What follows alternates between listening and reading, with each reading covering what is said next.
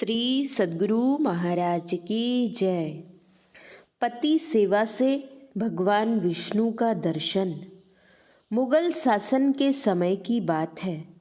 उस समय दक्षिण भारत के रंजनम गांव में सांतोवा नाम के एक धनवान व्यक्ति रहते थे।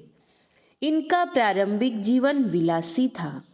पिछले जीवन के कुछ शुभ संस्कार उदय होने से इन्हें विरक्ति आ गई और अपनी सारी संपत्ति दीन दुखियों एवं साधुओं की सेवा में बांटकर एक पर्वत पर चले गए और वहीं रहकर ईश्वरोपासना करने लगे। इनकी धर्मपत्नी घर में रहकर किसी तरह अपनी जीविका चलाने लगी। इनकी दयनीय जीवन देखकर इनके घर वालों ने कहा, आप सांतोवा के पास चले जाएं। आपका उनके पास जाने पर हो सकता है कि आपको देखकर वे पुनः घर वापस आ जाएं और आपका जीवन सुखमय हो जाए। घर वालों की बातों को मानकर वे उनके पास पहुंच गई और अपने पति को घर लौटने के लिए कहने लगी।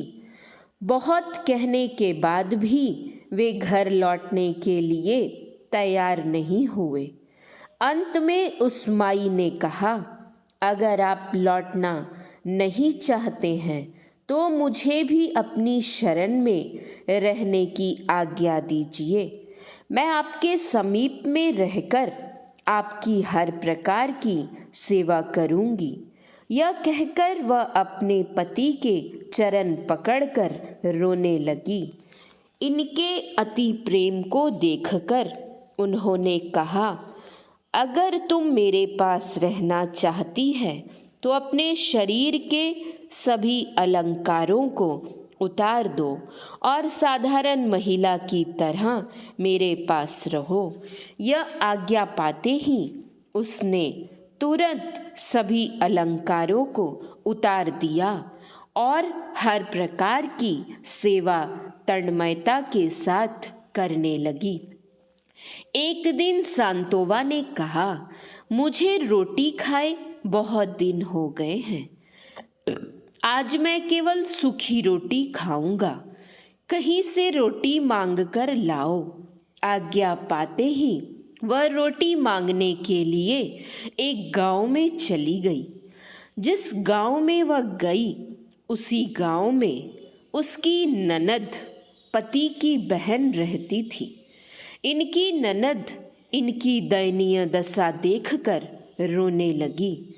फिर अपने भाई के लिए हलवा पूड़ी और साग देने लगी। उस महिला ने कहा, मेरे पति की आज्ञा है केवल सूखी रोटी मांग कर लाने की। मैं हलवा पूड़ी और साग नहीं लूंगी। उनकी ननद ने इनकी बात नहीं मानी और जबरदस्ती हलवा पूड़ी और साग दे दी। लाचार होकर इनको उन सामग्री को लेकर अपने पति के पास आना पड़ा। सांतोवा जी उन सामग्री को देखकर बहुत बिगड़े और फटकारते हुए बोले, मैंने कहा था कि केवल सूखी रोटी लाने के लिए ये वस्तुएं तुम क्यों ले आई? आदि कहकर उन वस्तुओं को हटा दिए। भोजन नहीं किए। वह बेचारी फिर रोटी मांगने के लिए गांव में गई। रोटी मांगकर जब लौटने लगी तब एकाएक आंधी आ गई और जोरों से पानी बरसने लगा। अंधकार छा गया। रास्ते में भीमा नदी पड़ती थी, उसमें बाढ़ आ गई। अब नदी पार कर पति के पास कैसे जाएं? वह सती साध्वी महिला फूट फूट कर रोने लगी। मेरे पति भूखे हैं। मैं नदी के इस पार में हूँ। अब मैं उनके पास कैसे जाऊंगी? यह मन ही मन सोचकर हृदय से रोने लगी और रोते रोते ही उन्होंने भगवान विष्णु को याद किया। हृदय की पुकार को सुनकर भगवान विष्णु वहाँ पर एक केवट के रूप में प्रकट हो गए। बिजली की छटक में उस महिला ने उनको देखा और पूछा, आप कौन हैं? उन्होंने कहा, मैं केवट हूँ। उस महिला ने कहा, मेरे पति भूखे हैं, यहाँ मेरे कोई सहायक नहीं है, आप मेरी सहायता करें, यही आपसे मेरी प्रार्थना है।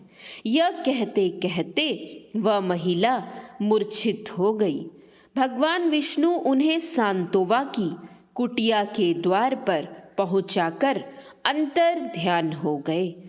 जब वह सती साध्वी महिला होश में आई तो उन्होंने देखा कि मेरी रोटी कपड़े से लपेटी हुई है। सांतोवा ने उनके शरीर को देखा तो उनके शरीर में बहुत तेज दिखाई पड़ रहा था।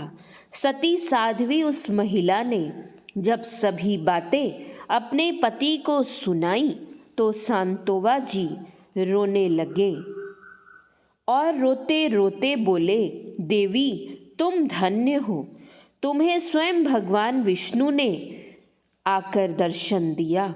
दोनों पति पत्नी भगवान विष्णु की भक्ति में विभोर हो गए।